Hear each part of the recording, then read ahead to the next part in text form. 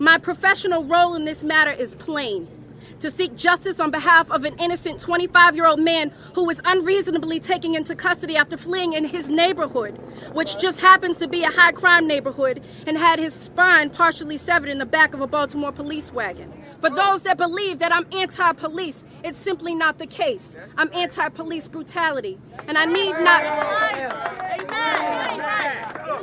not remind you that the only loss and the greatest loss in all of this was that of Freddie Gray's life.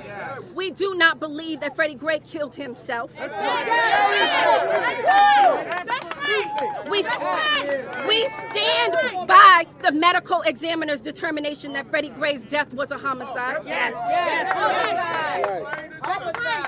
However, after much thought and prayer, it has become clear to me that without being able to work with an independent investigatory agency from the very start, without having a say in the election of whether our cases proceed in front of a judge or a jury, without communal oversight of policing in this community, without real substantive reforms to the current criminal justice system, we could try this case 100 times and cases just like it, and we would still end up with the same result.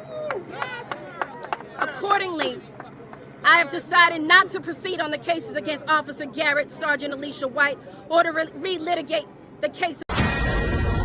Well, protests in Baltimore turned violent over the weekend after police admitted they might be partially responsible for the death of a 25-year-old black man named Freddie Gray. And now one of the most influential African Americans in Congress is trying to play down those causing the violence.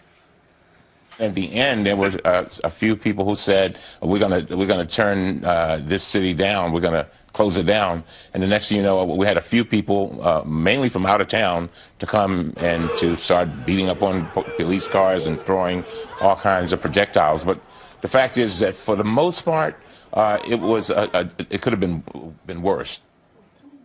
Wow.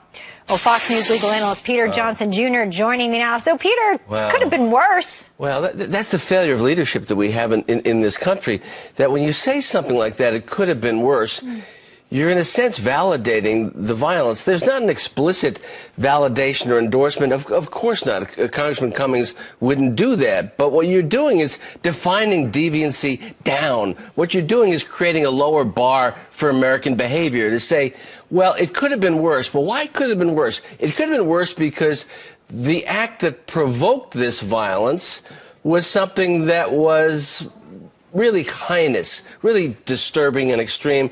And yeah, maybe you could act in a way that would cause more violence, more upsetment, more rioting, and